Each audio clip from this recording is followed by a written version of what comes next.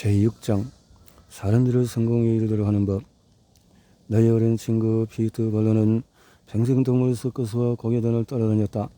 나는 그가 공연을 위해서 개를 훈련시키는 모습을 보는 것을 좋아했다. 개의 재주가 조금이라도 향상된 것 같으면 그는 야단 법석을 부리며 개를 쓰다듬고 칭찬하며 고개를 주었다. 그는 특별한 기술이 아니다. 동물 훈련사들은 그 기술을 수백 년 동안 사용해왔다. 우리는 어째서 사람을 바꿔줄 때 같은 기술을 사용하지 않는 걸까? 왜 우리는 당근이 아닌 채찍을 들고 칭찬이 아닌 질책을 할까? 작은 발전이라도 보이면 칭찬하자. 다이는 그 칭찬으로 계속해서 발전한 힘을 얻게 될 것이다. 루이스 E. 로스 교도소장은 이것이 싱싱교도소의 비정한 범죄자에게도 적용된다는 사실을 확인했다. 이 장을 쓰는 동안에 그로부터 받은 편지에는 이렇게 적혀 있었다. 성험자의 노력을 제대로 인정하는 것은 그들의 잘못된 행위를 비난하고 지탄할 때와 달리 그들의 협조를 얻고 나아가서 궁극적으로 경쟁으로 이어지는 좋은 결과를 낳습니다. 나는 싱싱교도소에 수감되어 본 적이 없다. 적어도 아직까지는 그렇다. 하지만 지난 삶을 돌아보며 칭찬 몇 마디가 모든 것을 바꿔놓은 경험을 떠올릴 수는 있다. 당신도 그렇지 않은가? 인류의 역사를 보면은 칭찬이 마법 같은 결과를 가져온 일화가 가득하다. 예를 들어서 수십 년 전 나폴리의 한 공장에서 일하던 16살의 소년이 있었다. 그에게는 가수가 되고자 하는 꿈이 있었는데 처음 그를 가르치는 선생님은 그를 좌절시켰다. 너는 노래를 할 줄 몰라. 네에게는 재능이랄 게 없어. 꼭 바람에 철물이 움직이는 소리 같구나.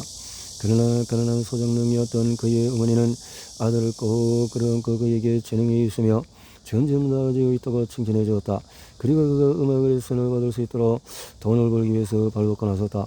어머니의 칭찬과 격려는 소년의 삶을 바꿔놓았다. 이것은 다름 아닌 당대 가장 위대하고 저명한 성악가가 된 엔리코 카루소의 이야기다. 19세기 초에 런던에 살던 한 청년은 작가가 되기 위한 열망을 품고 있었다.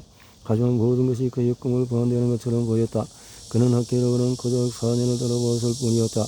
그의 아버지는 빚을 감당하지 못해서 감옥에 갇혔고 청년은 굶주림에 시달려야 했고 결국 그는 지가 덜끓는 창고에서 흑색 도료 병에 낙을 붙이는 일을 얻었다.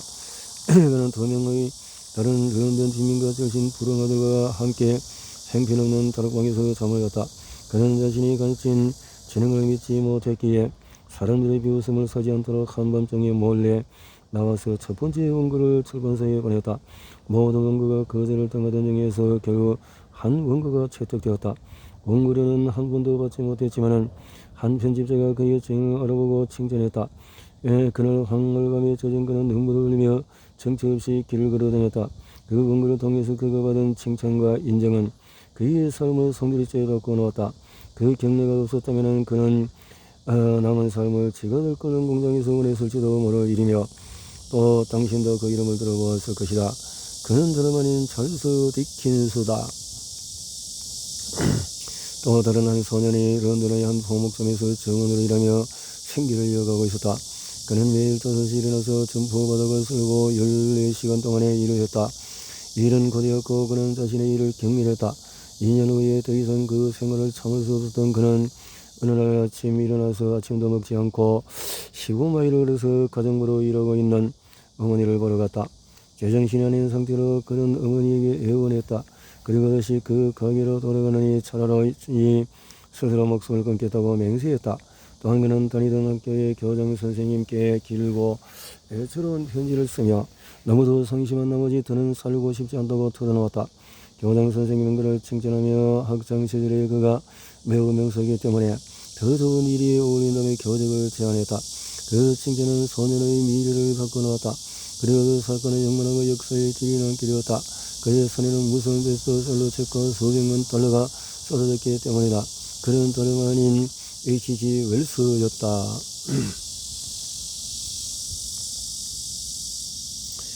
1922년 캘리포니아 주 백악에 아내를 부양하며 힘든 생계를 유지하는 젊은이가 있었다. 그는 일요일마다 교회 성가대에서 노래했으며 때때로 결혼식 축하로 오 약속해주세요를 부르며 $5 정도를 벌였다. 돈에 쪼들렸던 그는 시내에 살 수 없었고 포도밭 한가운데에 젖은고 부서질 것 같은 집을 한 채 빌렸다. 그 집의 월세는 $12 50센트에 불과했다. 하지만 그 월세마저 감당할 수 없었던 그는 열달이나 집세가 밀리게 되었다.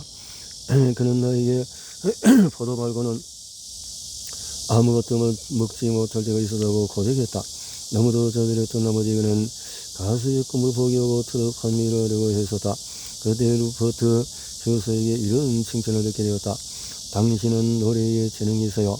여기서 노래를 배워보세요. 그 작은 칭찬과 약간의 격려는 가수로의 삶의 전환점이 되었다. 그는 $2,500를 빌려서 동부로 향했다. 그는 바로 바리톤 가수 로렌스 티벳이다. 사람을 변화시키는 법에 관해서 이야기해보자.